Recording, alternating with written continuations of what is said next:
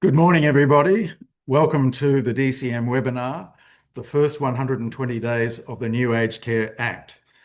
We have a very prestigious panel of speakers. I'll introduce them to you and then I'll ask them if they can turn their cameras on. Firstly, we have Cynthia Payne, who is the founder of Anchor Excellence. Everybody in the sector would know of Anchor Excellence. Followed by Lana Richards, Chief Quality Officer of Catholic Healthcare. Followed by Michael Wild, Chief Operating Officer of Southern Cross Care Queensland, and Lance Straney, Chief Scientific Officer of Health Metrics. And if I could ask each of our guests to please turn on their cameras. So welcome, everybody. This is a very important webinar. We're discussing the first 120 days of the New Aged Care Act, which is the most monumental piece of legislation that has come to our sector since 1997. A lot of people are trying to find their way. We all will recall that much of the information around the Act only came to us in the last minutes, and obviously it was delayed until the 1st of November, thus the 120 days. So what we wish to explore is the feedback from the field. And with the panel, we've got people who are like Cynthia, who is consulting to the sector, Lan, who's working heavily in the IT and knowledge development side, which is important for all the rollout of the introduction, and then Michael and Lana, who are both at the coalface as operators, and that's both at a regional level and a metropolitan area. Now, what I've asked each of the panelists to do is, at the outset, if they could just give us individually a snapshot of how they've seen the first 120 days, what their feeling is about it, and their reflection. So, Cynthia, could I ask you to give us your view of what's happening in the sector? Yeah, thanks, Chris, and welcome everybody to this session. I think it's a great time to be reflecting on the first 120 days.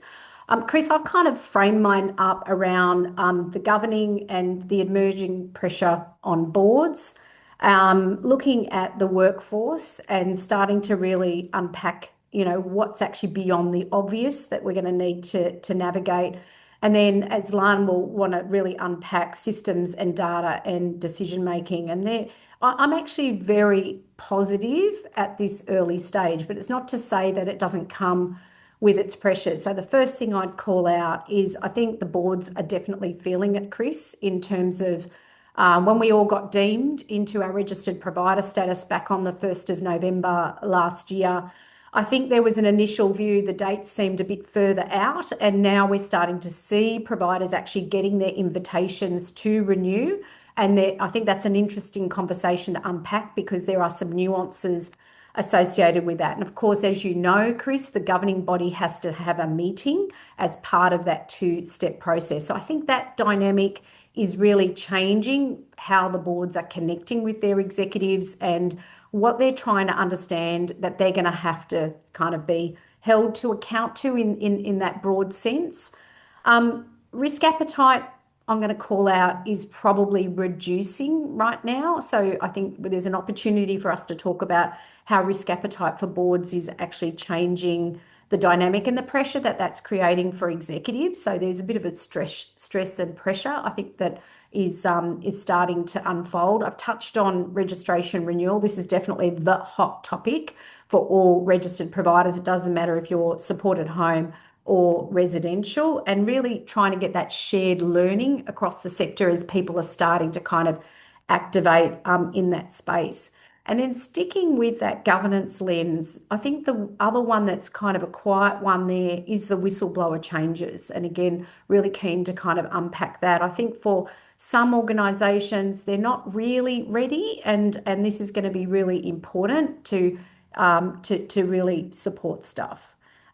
The other thing I thought about, Chris, is in this registration renewal, and again, this sectorial change for consolidation, I think there's an interesting conversation about due diligence as well, and particularly around how that registration renewal readiness might actually start to play out in transactions, particularly in due diligence as a risk and analysis of the site or the portfolio. So they're my kind of high level things. I've got other stuff to touch on, but I think the governance lens for me is where I'm sort of putting my mind. So, if I could summarize for the first 120 days, what you're really saying is people are just waking up to the new reality and really Yeah, I think it's an some awakening have, call without yeah, going into detail right now. yeah, I think, Chris, because we had that long churn, if you think about throughout 24, it was kind of coming, coming, coming, coming, coming. And then we had the landing date. And I think everyone kind of actually breathed out a little bit, not to say that that's a negative. We came into Christmas. And then, as I said to you, the deeming dates came through. And I think your natural mentality is to go, oh, well, it might be the end of 2027. But realistically, we've already seen our first providers have that invitation to renew. So that's really sharpening the focus because, of course, in that three-step process, we've got to prepare a very detailed, what's called the AECT.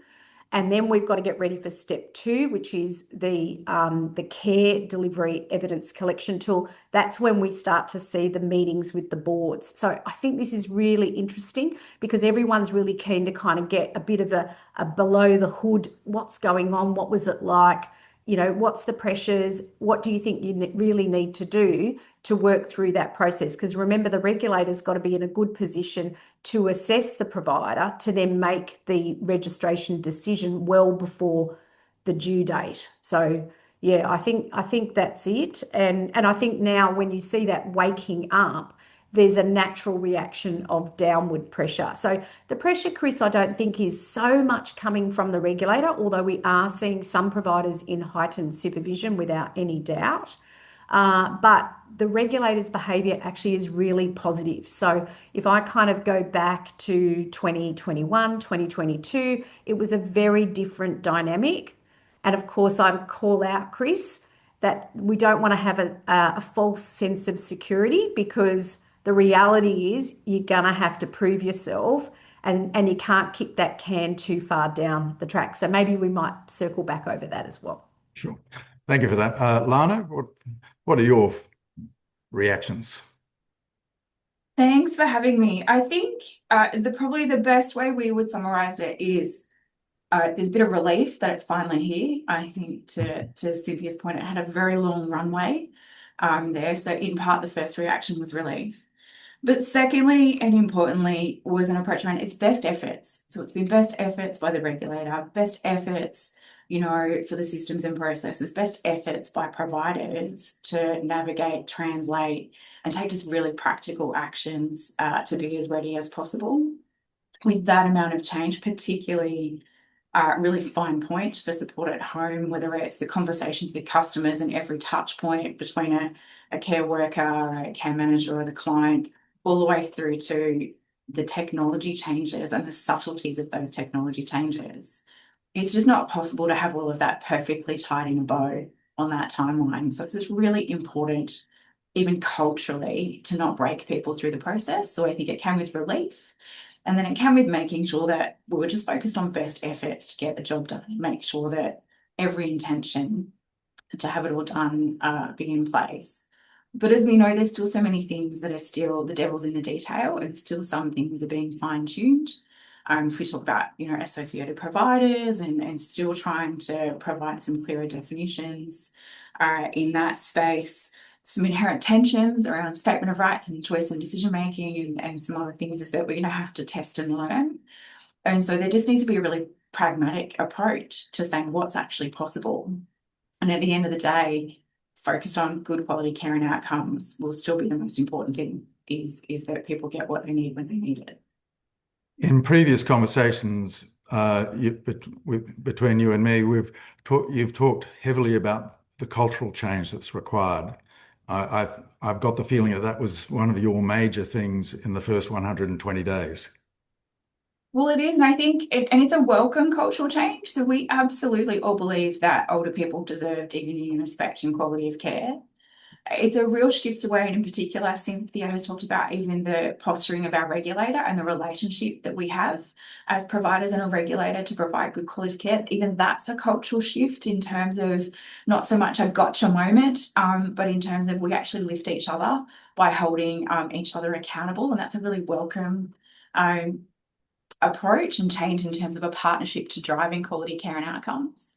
But translating that through to our frontline workers in particular, our residential have come off the back of a number of years of rolling changes. So for them, they're at the end of that process.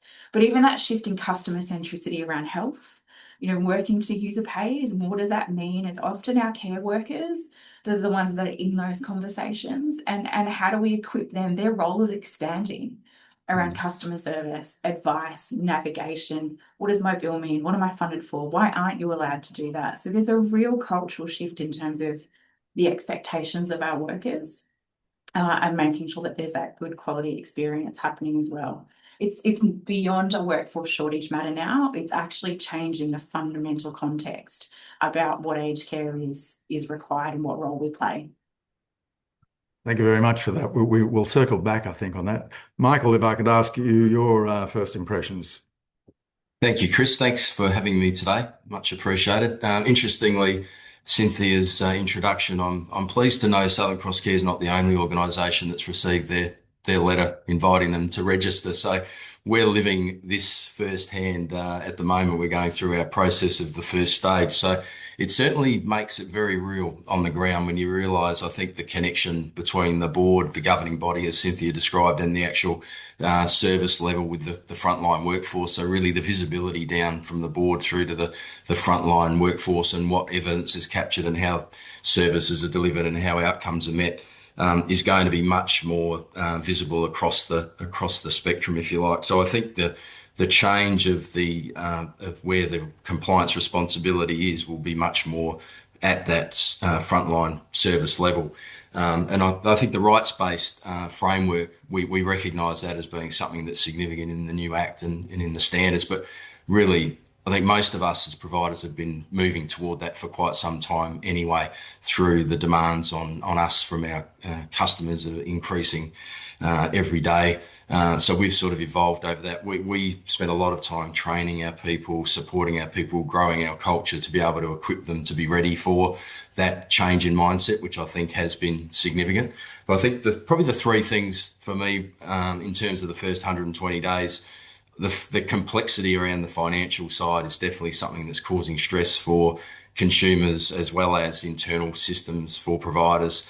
And I think the admissions process, historically, we all know occupancy and maintaining full occupancy as far as possible has always been the main focus, as well as managing funding and at care minutes, things like that. But I think now we're facing a range of risk factors around admissions where we've got clinical risks, we've got organisational risks, we've even got reputational risks. And as demand continues to exceed supply, I think what providers will face ever more into the future will be having to make decisions and sometimes having to make quite hard decisions around the capacity and capability of our workforce to actually manage the care needs of residents. And that's quite a controversial area, I can understand. And as a not-for-profit mission-based provider, that's a very real challenge for us because we obviously want to be able to provide care for everyone and anyone. And in rural and remote communities, that's a real challenge as well because often the service in that location may be the only service in that particular town. So there's a real responsibility on providers. But I think decision-making processes around admissions really needs to be more robust. And we've spent a lot of time working on that as an organisation to make sure our people are fully informed in terms of making a guided decision when somebody comes into our home. The registration process, as Cynthia described, is something that providers shouldn't be caught out on in terms of sitting waiting, because I think those invitations will come sooner than probably many expect.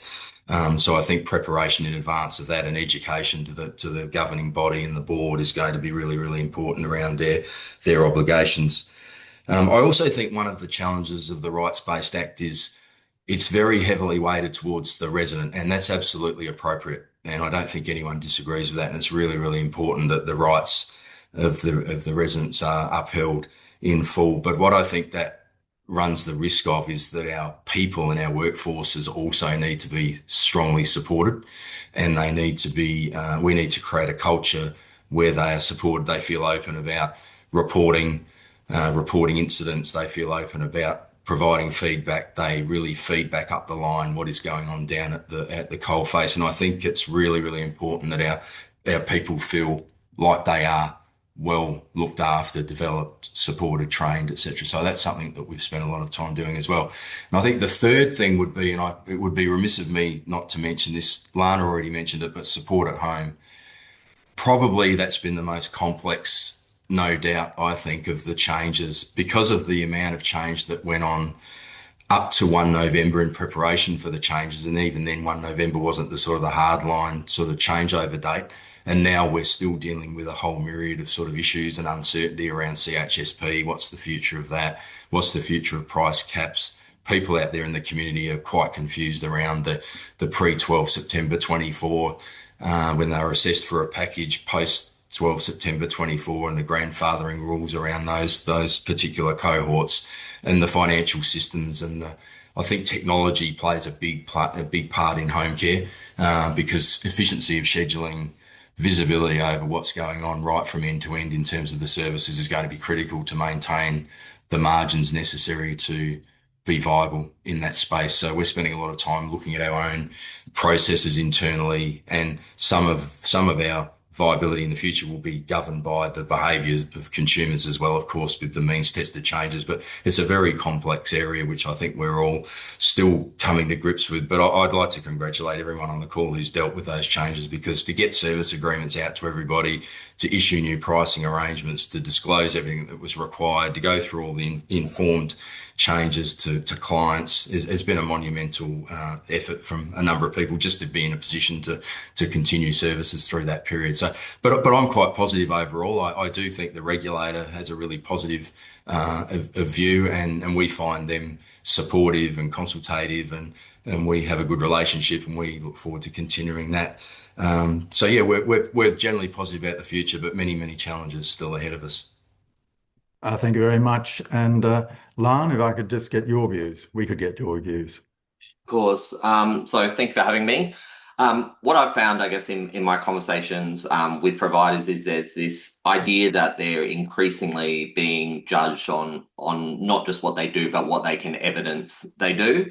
And so I'm really there's been a really keen interest in how our systems can work better when it comes to documentation. I think, on the front line, there's a real documentation fatigue.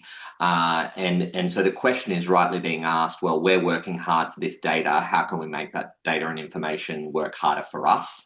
And that's, you're seeing that both at the front line in terms of how can I better understand the individual and risk at services, and then also from a governance level. So how are we performing?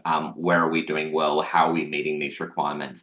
And you layer into that in terms of, it's never been a documentation light sector, but certainly, new standards mean, new audits. There's additional emphasis on feedback and complaints and whistleblower, and that there's an audit trail of how those things are closed out. All of that requires a great deal of documentation. And so as a solution systems provider, I think it's our role to really understand those challenges, both in terms of how we can support getting the documentation in easier, but then also how we can make that data work harder for the providers. Thank you very much for that. A number of interesting points there. Our audience across Australia is reflecting on this first 120 days.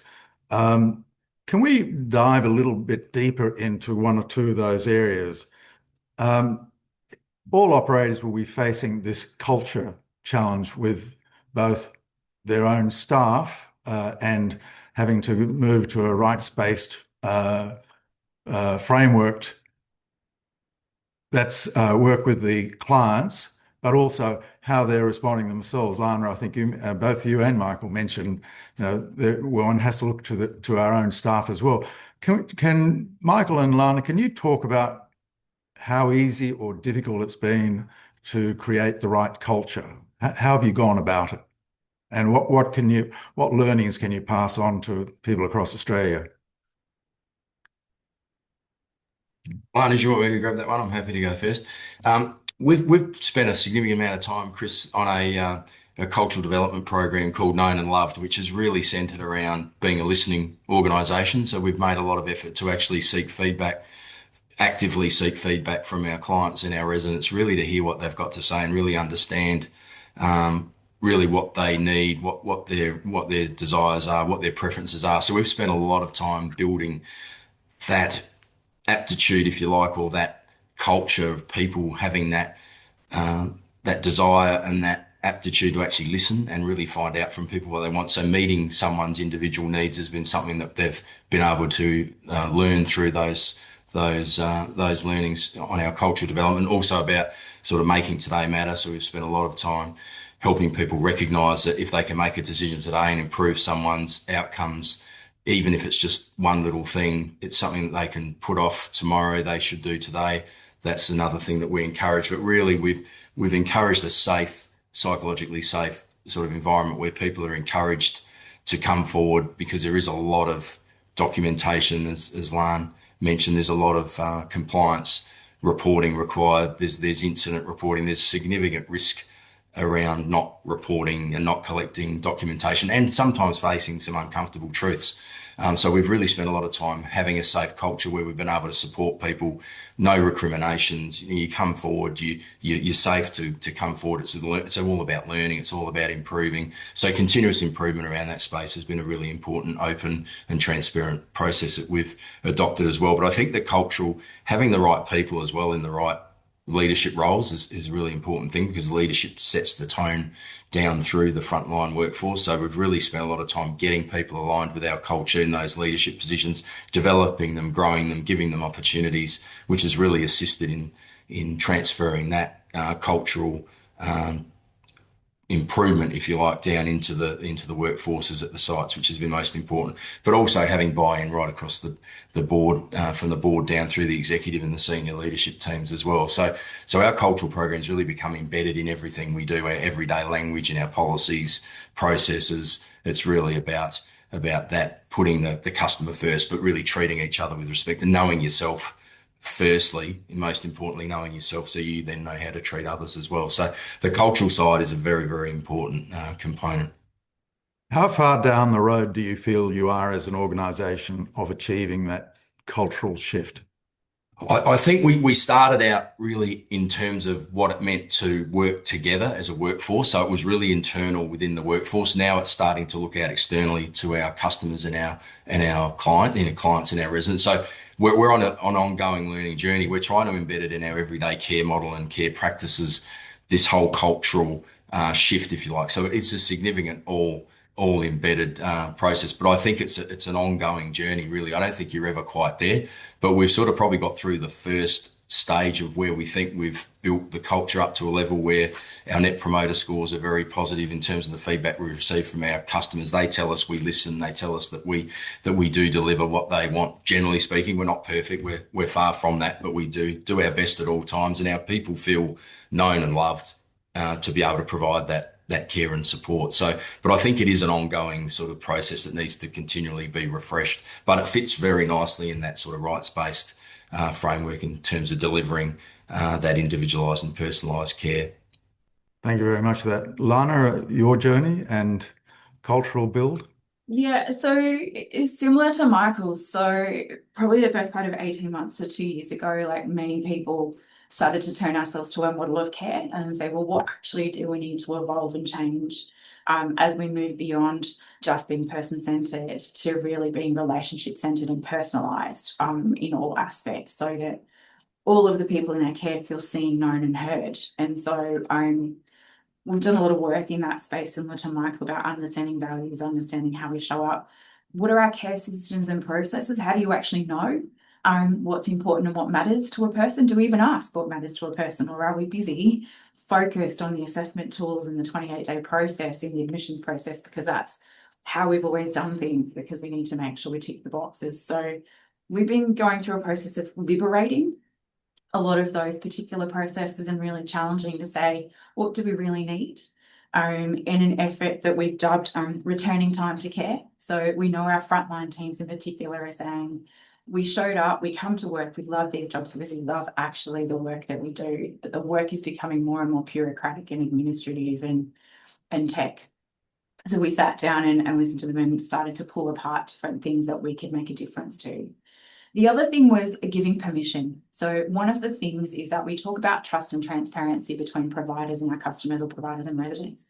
But how much trust and transparency do we give our own teams and our own people in terms of incident data, access to notes from going into a client's home and a client asked me about the bill and the invoice? Do we share that with the care worker so that they're actually able to pull it up and have a conversation? So really reflecting on how are we sending the right signals to our people that they matter and they value and that they can be part of that process too. And I think lastly, one of the things that, so the permission piece is then around giving freedom in a framework is to say, well, what does a good day look like? Devolving decision-making, shifting decision-making as close as possible to the older person in the care team, not having it sit 4 or 5 layers, behind and saying, well, we trust you, you're adults. We know you've got good intent. So how about we manage the exceptions rather than try and, manage each of those processes and trust that there's just no surprises. So if you see something, say something. We want to know, we care, we've got your back. But then people need to feel that in reality. So we've done a lot of work to make sure that they're not just words on a page or a message from senior leaders, but people actually feel it and experience it on the front line. So it's been a 2-year journey to this point. So far, Yep. yeah. And you say so far, how much further do you think you've got to go? We'll always be working on it is the honest answer, because as the needs change, it evolves. But in terms of us doing the major cultural transformation work, we've probably got at least another 18 months to 2 years as we keep taking in new information and evolving. We're working alongside of our frontline teams as well to make sure that they're part of that process and therefore own that. So it's a watch this space. So thank you. Lan, could I ask you, are you having your clients coming to you and asking you how they can rejig systems so that you can support people in the field? Absolutely. I'll just tap in on one comment just around culture. And I think one of the real big advantages of aged care over other sectors is you genuinely have a willingness of people, so they believe in kind of the mission, and in terms of cultural change, I think that makes the job a lot easier because people are already buying into where you're trying to get to. So I think that's very helpful.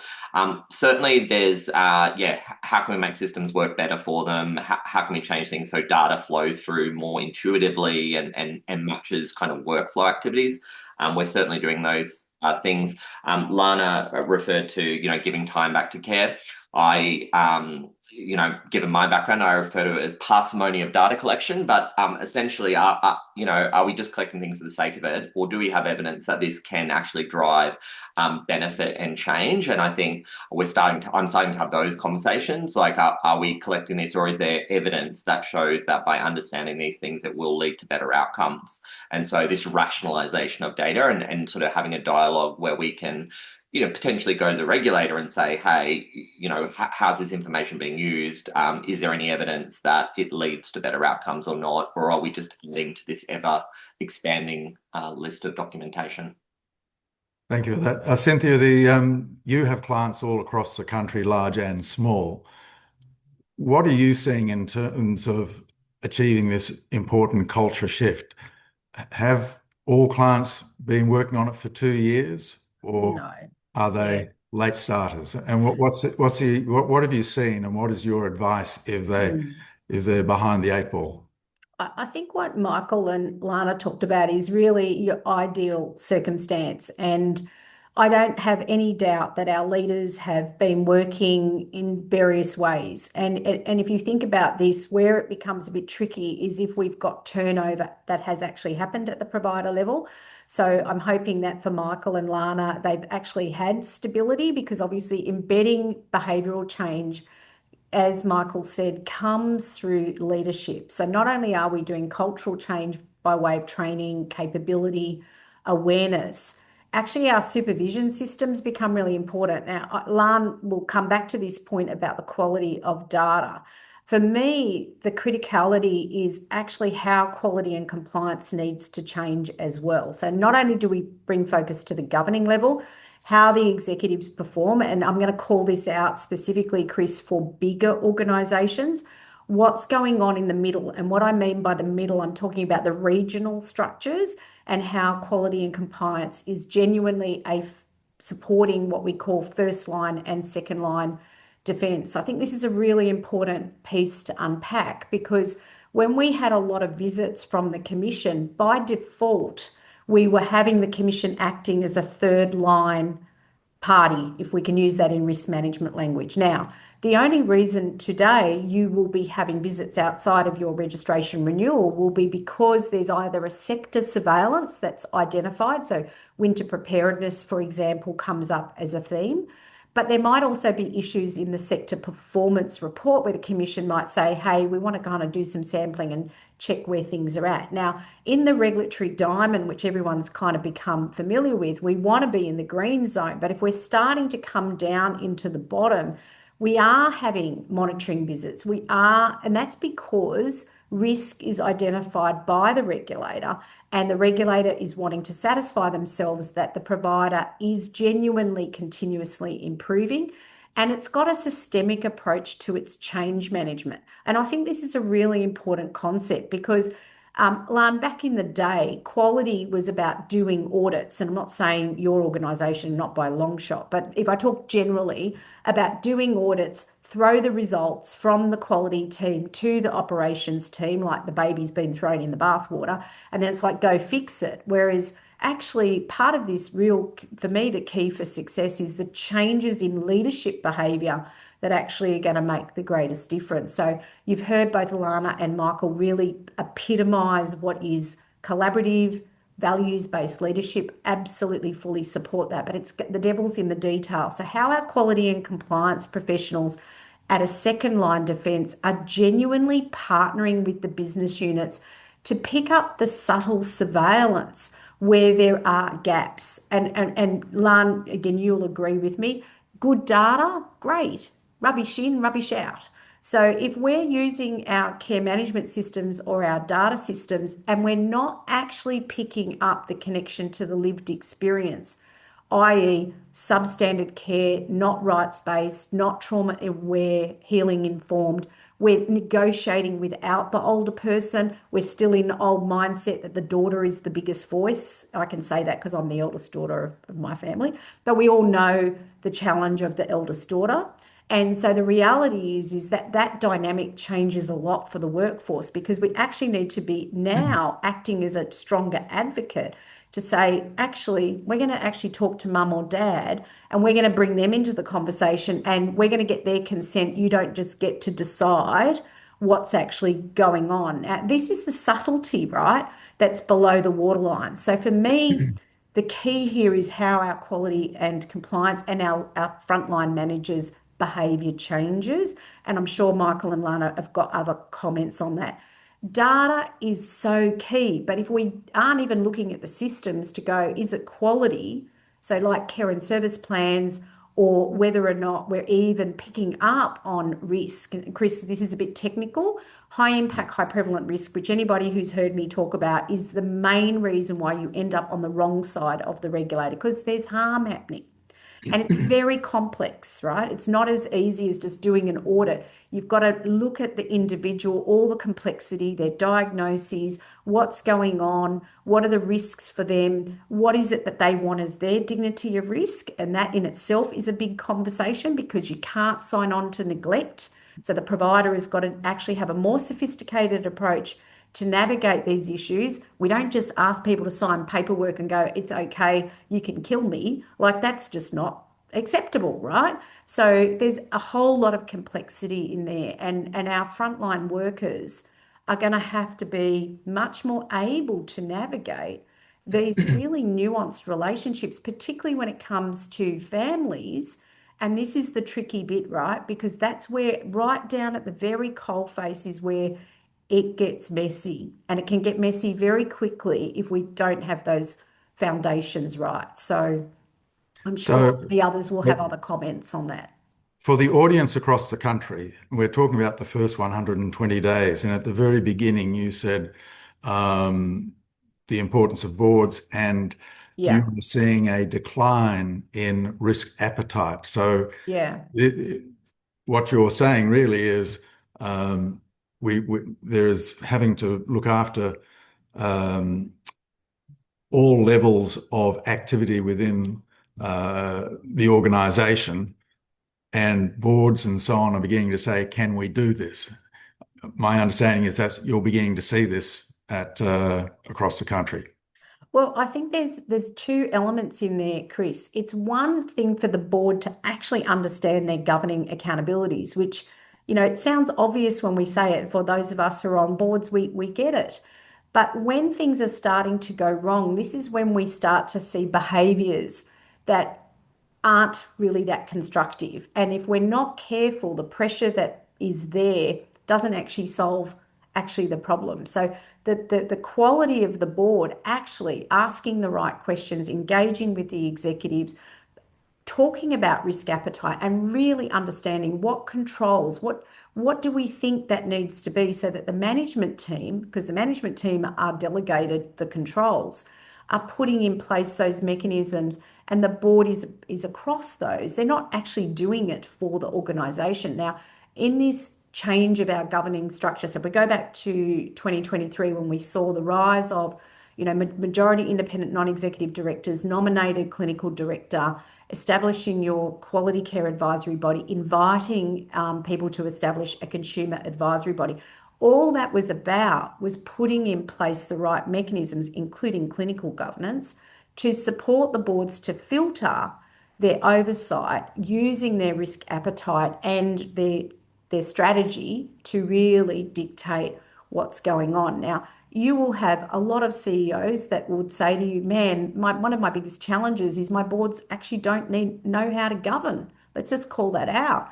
And they're a bit of a dog's breakfast in terms of how they're engaging with the management team, how they're engaging in the oversight. So there is a bit of variability in there. And I think what will be really beneficial is we see that maturing overall of better governance. So, Chris, I think you actually said after you just published the chairman's edition, your engagement with board members has really gone up. I think this is really positive and important, because in the past, our boards have not been present. And what I mean by that, present in the system.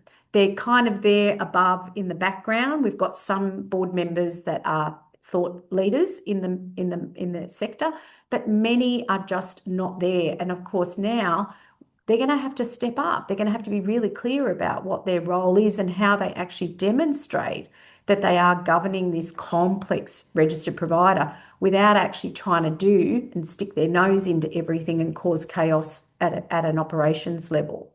And that's probably too contentious for Lana and Michael to comment on, but I can, because I get that sense from the sideline. And for me, the critical success factor is the organisations that have got a maturing between their board and their executive are going to do much, much better riding this wave of change, rather than those where it's a bit disconnected. So the message for people across the country is that boards, as we already know, have to be far more attuned to what is going on. They've also got to be very cognizant that they don't burn out the management team by messing around in the weeds. It's a complex thing.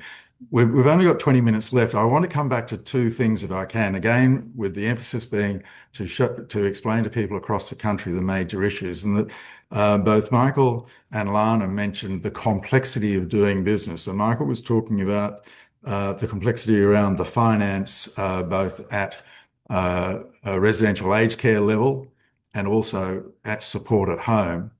And then accompanying that, we have discussed a lot that the regulator has changed their tone. So can we just discuss from an operations point of view that complexity and that we now having to deal with, but at the same time, your experience with how the regulator is approaching the performance of operators. So Lana and Michael, can you respond to that?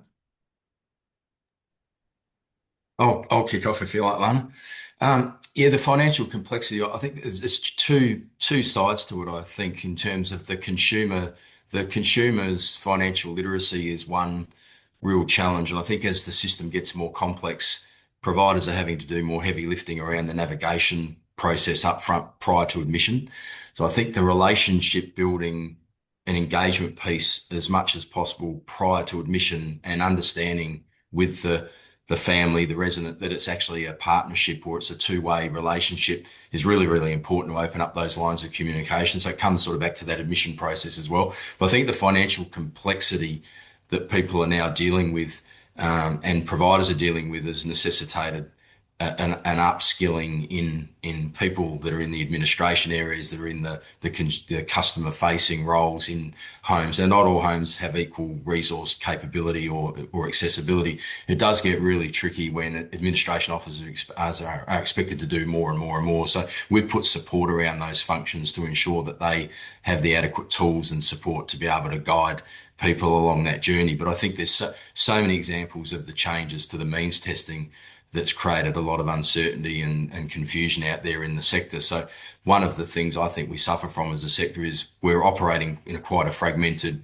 manner. Services Australia, My Aged Care, we've spoken about those challenges ongoing for years, and they continue to be improved, but still challenges that are there that are present. So I think in terms of the sector having to navigate and assist potential clients, residents on their journey is really, really tricky without having an overarching approach that's supported across the sector. So I think financial literacy and education is a really, really important piece. But you look at everything that was in the system prior to 1 November that's now come in as added to the complexity. RAD retentions, DAP, indexation. You've got health, which for providers who had additional services prior to 1 November have now got different cohorts of residents that they're having to now manage who are grandfathered under the old rules, and now new residents are subject to all the impacts of the new rules. That's even more accentuated in home care. So I think having people within the business that are financially literate and are able to guide those changes and navigate those. And I think one of the big risks as well for providers is on admitting a resident without all the income and assets assessment information is a real risk without having that visibility, because people can come in and there's significant user pay contributions now that residents are subjected to. So really having a robust admission process and a selection process and a communication process is really, really vital to not make the wrong admission, if you like, if I can paint it that crudely.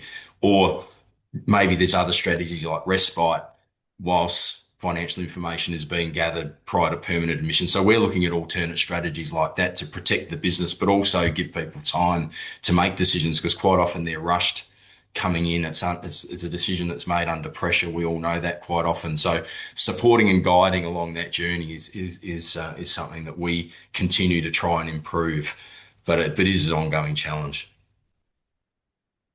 So that's a very important thing for everybody.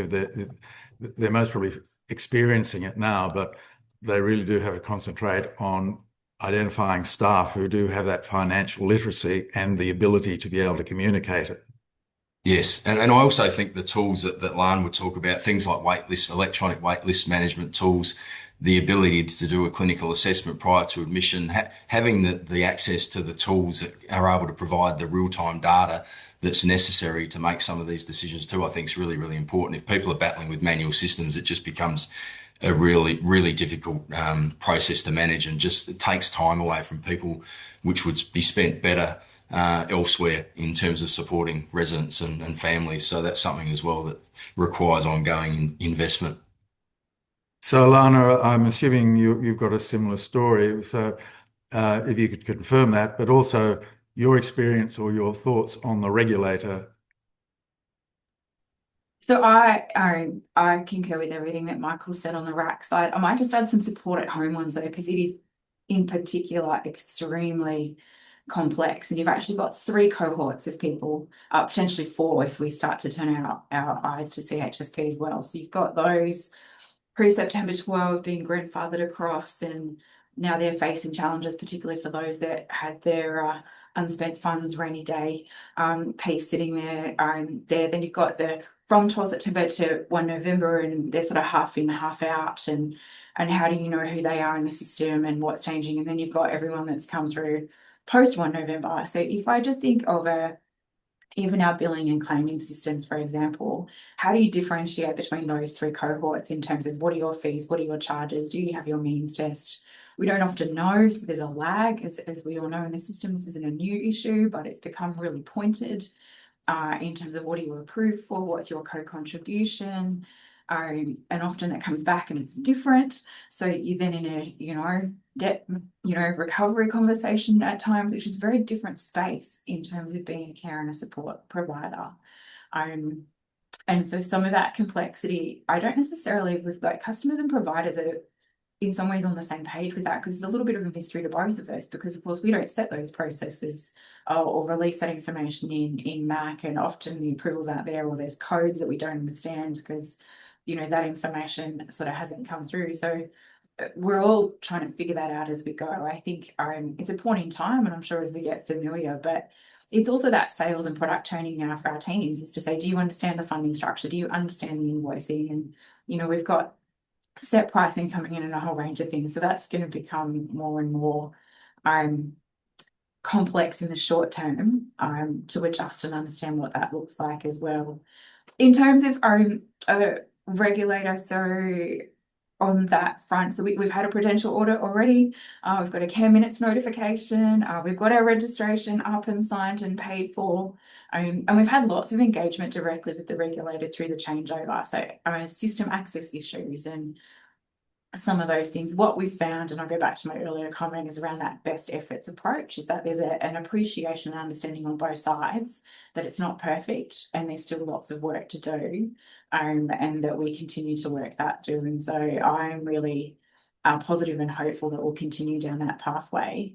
That doesn't mean that people won't be held accountable, and I think it's an important message to say. That doesn't mean that there's no consequences and no accountability, but it means that we're actually working towards a shared goal, and I don't think that's been as explicit as it is now. Thank you for that. Lan, with your clients, are they experiencing the same situation? Well, yes. I mean, I think that's a broadly sort of representative view. I think some of the pressures that we're seing, new regulatory requirements. Cynthia messaged high impact, high prevalence. How do we front up that information? We're hearing about how can we enable executives with information, and Cynthia makes a valid point. Garbage in, garbage out, and so I think with risk-based information sharing between the Commission and the department, there's certainly a new alertness that I'm seeing from both those parties around accuracy of information and data. And so I think we should look forward to a little bit more please explains, if you like, around data. We've seen that happen with CSRS for home care providers, home care providers saying they've not had any CSRS events. And so that accuracy of information, we're seeing a quality assurance or data assurance piece on NQI coming up. And so I think getting those foundations right in terms of information in our systems, we probably need to take a bit more responsibility with our providers to get that foundation right, because otherwise we're going to start getting asked questions we won't know the answers to. Thank you very much. And I should say to the audience, if you'd like to ask some questions, we have another 10 minutes left, and we'd be pleased to receive the questions and pose them for you. If I can come back, Cynthia, to boards, many people on the call would not be in regular contact with the boards, but your point is that the boards today are perhaps the most crucial aspect, not the most crucial aspect to management, but they're pivotal because they're reviewing risk and where they should be going in a world where consolidation is, or leaving the market is, one option, and consolidation is definitely a strategy for many operators. Thoughts on boards? Well, we've seen that activity going on, Chris. I mean, your organisation has reported on it. And obviously, the worst scenario for any organisation is for that process to be in a distressed state. So I think the reality is right now, when we start looking at performance of a registered provider, and I use that word broadly from the board's perspective, obviously we've moved well beyond, your triple bottom line, i.e. balance sheet, P&L, cash flow, which I think in the past has been the focus. Now we widen this broader understanding of what it means to have these conditions of registration. What are the rules of engagement around being a registered provider, and what is that obligation framework? So the boards that we're working with that are absolutely ahead of the curve, they are becoming very familiar with the nomenclature of the conditions of registration, and the standards is only one element. So it's very naive to kind of just keep placing an emphasis on the strengthened aged care standards. Don't get me wrong, they're very important. But when we pull out some of the other key risks, so for residential providers, the detail associated with restrictive practices and behaviour support planning is very onerous and detailed. So as a governing body, you will want it to be understood from a broader risk perspective. And this is where I think the more sophisticated boards will be looking at third line approaches, so risk advisory, to test for externally for themselves whether or not some of these conditions and obligations are actually really robustly in place. There are nuances. Now, Michael touched on, for example, pre-admission, I'll use that language both for supported home and residential. It's a very fraught process because you have to be very careful that we're not discriminating and we're not, going through a mechanism that we would have done before. We've also got to actually understand the risks of that older person. So Lan mentioned that high impact, high prevalent risks. And there are now, for some providers, requirements for a care and service plan at entry. Now, that in itself is activity by the provider, which is not funded because it's technically before they've even signed on to day one. So if we then look at clinical governance and we start to understand those national quality indicators, the sophistication, which again, Lan will talk about, it's the cross-correlation of data. Have I got unplanned weight loss? How is that showing up in my major falls? What's going on genuinely with restrictive practices right under our noses? And are we genuinely challenging that just because we keep reporting the same volume, for example, of environmental restraint, because we just go, oh, well, we provide a memory support unit. Some of them are not memory support units, quite frankly, they're just a door. And so therefore, we need these boards to be curious about asking questions around the trend and the performance variables, because when the boards are connecting the dots around the risk profiling, they're actually doing their job properly. We don't want the Commission to have to do it for us. And I think that's the real sophistication and shift here, is the cleverer boards are getting education. They're understanding what does it mean to actually be a registered provider. As a responsible person, what is it that I need to know? And therefore, how do I then look at, as a board, what are our mechanisms in place, our work plan, how we're structuring the conversation, what reports come in? Is our quality care advisory report even compliant? I go in and do independent reviews and I find that even those reports are not technically adhering to what the legislation is, very specific in terms of the governing requirements. So again, the tension is in the detail. And once the boards have got the framework and they've got the escalation and the communication actually right, and they've got really good executives that know how to mitigate risk, this actually will be really good. But as we're developing those and moving through these stages, we're going to see the high performers rise up. We're going to see those that will be in the middle. That's okay, being in the middle and struggling a little bit. The Commission will be there to help them and guide them and pull them in and put them into close surveillance, because that's a very good way to get behaviour change, because when you're in close surveillance, you don't want to have weekly meetings with the Commission. There's a positive engagement to get out of that. But the ones at the bottom are the ones I worry about, because when we come to exit, we want, if we're owning that business, we want to get the best price we can. We want to do that in measured, structured way. And if you're not ready, I've flagged this before, due diligence is changing. We're doing due diligence on quality and compliance, and that means that the provider is not just looking at the financial performance of the acquisition. We're also understanding, well, what else do I need to invest in that business? And that plays out in price.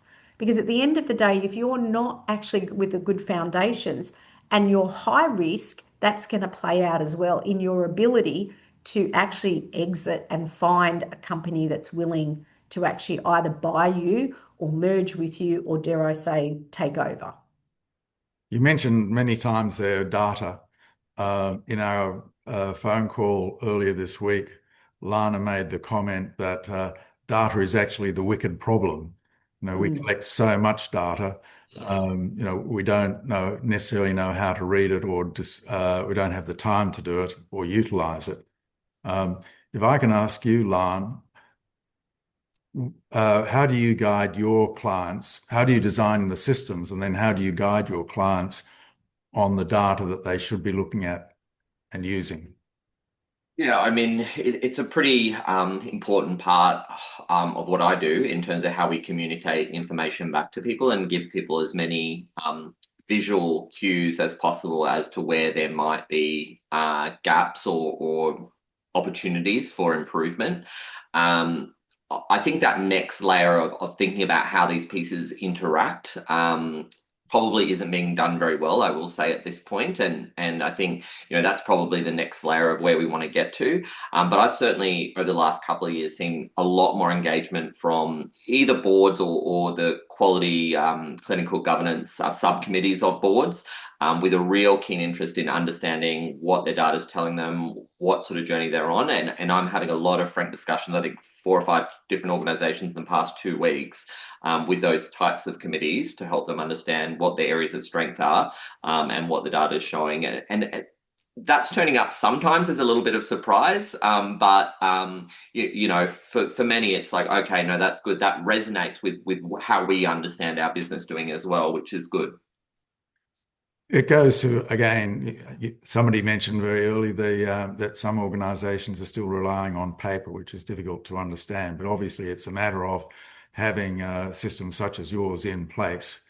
And to a degree, you bring standardization to an organization's operations, I assume. Not as much as I'd like, but certainly, providers have their own ways of working, and I think there is going to be a little bit of a reckoning in due course around, well, actually, if we want to take the benefits of AI, if we want to take the benefits of really comprehensive analysis, we actually need to agree to some level of standardization of data. We can't just sort of pull in our own direction completely, and so I think that will probably be some uncomfortable conversations over the coming year. And one of the areas that everybody on this call should be thinking about is you're moving into benchmarking, or you're expanding your activities around benchmarking, so that this will be coming to the sector as well. I think so.